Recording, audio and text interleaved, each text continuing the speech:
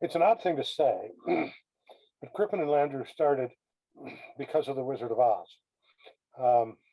It's semi-odd. John Dickson Carr, Ellery Queen, Anthony Boucher were all fans of the Oz books.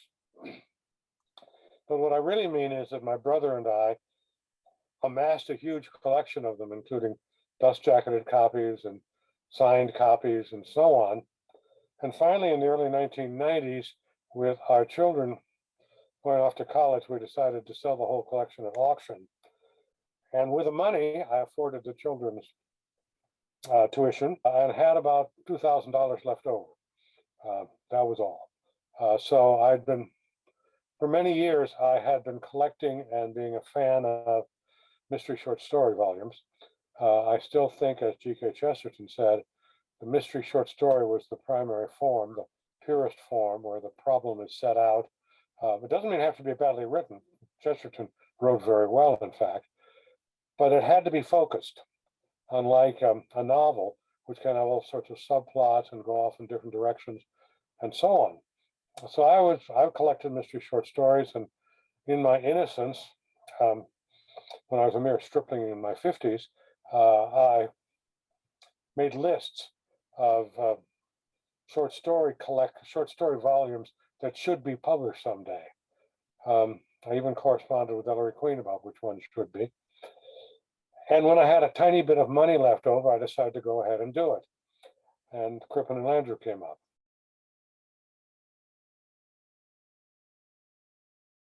I'm certainly proud of a number of them. Without trying to say some I'm not proud of, that would not be a very good advertisement.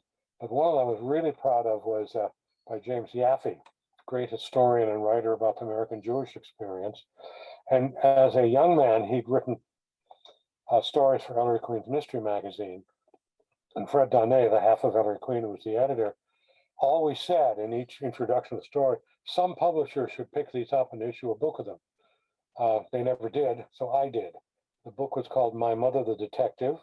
It was, I think, one of the best books we ever did, and one I'm most proud of because those stories would have been forgotten if we hadn't put them out. We also did a collection of Ross MacDonald. We included a number of what we called case notes, because showing up in his papers had been the starts of stories he never finished. And we included all of them. So there were these little dribs and drabs put aside. And so we published this very thick book, the thickest one we've ever done. And it sold very well indeed. Another one I was very proud of was an Ellery Queen book.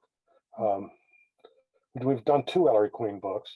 The first one I'm really proud of because that was called The Tragedy of Errors. And I don't know how much people know about how the 2 cousins who were Ellery Queen worked. But basically, Fred Donnet would plot out the books, do a 40 to 50 page précis. And then Manny Lee would write the books, make them up to 250 pages or so. And so they both deserve credit for it. Manny Lee had a big writer's block sometime in the 60s, I guess it was. And so Fred assigned other people to finish some of the stories, like Avram Davidson, science fiction writer, and others. But after Manny died, Fred had one more précis that he never sent to anyone to finish.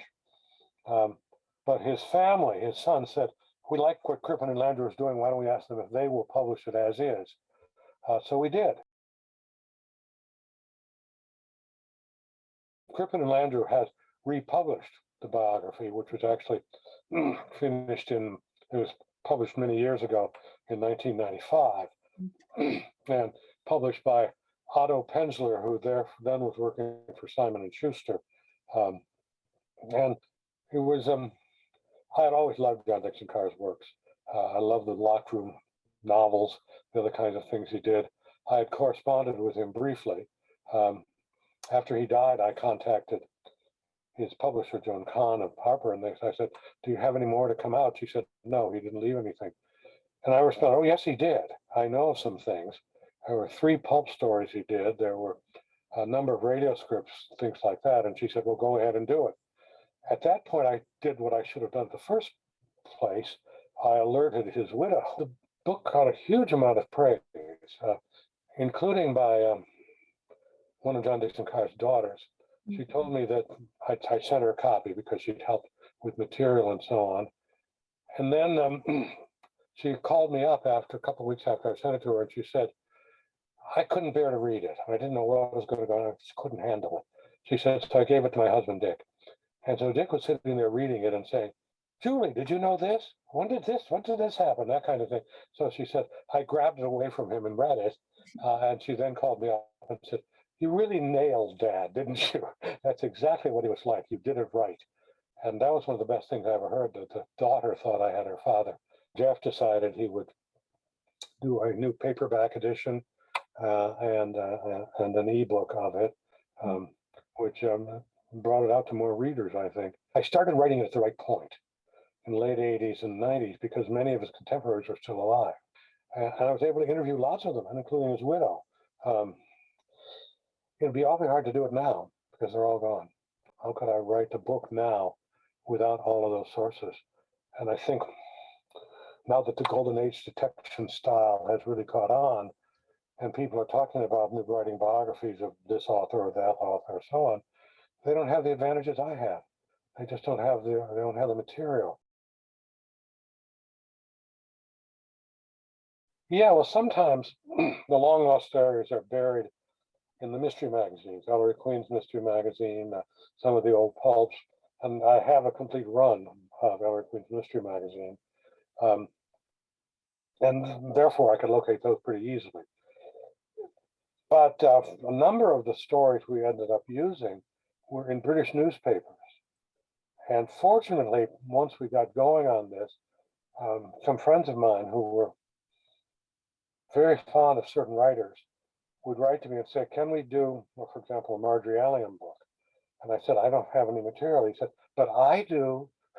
I have all these short stories she did for, I think it was actually a women's magazine in that case.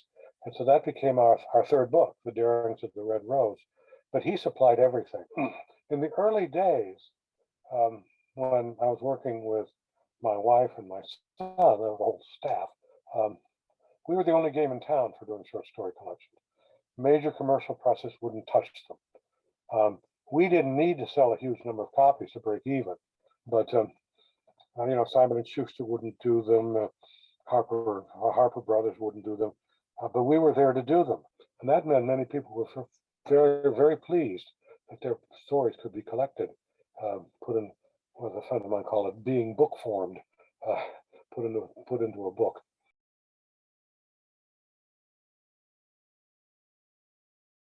Some of it is just meeting the authors. That was always exciting. I would go to mystery conventions and go up to one of the authors whom I hadn't met before and just say, we're doing this, what would you be interested in? And some of them, like Peter Lovesey, became close friends after that. That was always exciting. Other times we would, in trying to locate the copyright holders, I would contact a daughter or a granddaughter or a niece.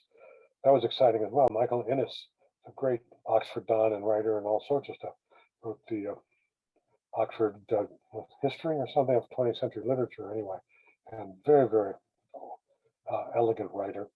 I managed to locate his daughter, who was an MD, and I asked her if she'd be willing to write an afterword about her memories of her father, and she came up with really quite a beautiful one. And that was fun too, to meet the family, get some sort of connection. Just meeting these people, locating them, doing the kind of sort of literary detective work was great fun, and I enjoyed it. And they got a lot, say over 100 books, and Jeff has done, I don't know, 25, 30, something of that sort. And saying he does a really, really good job.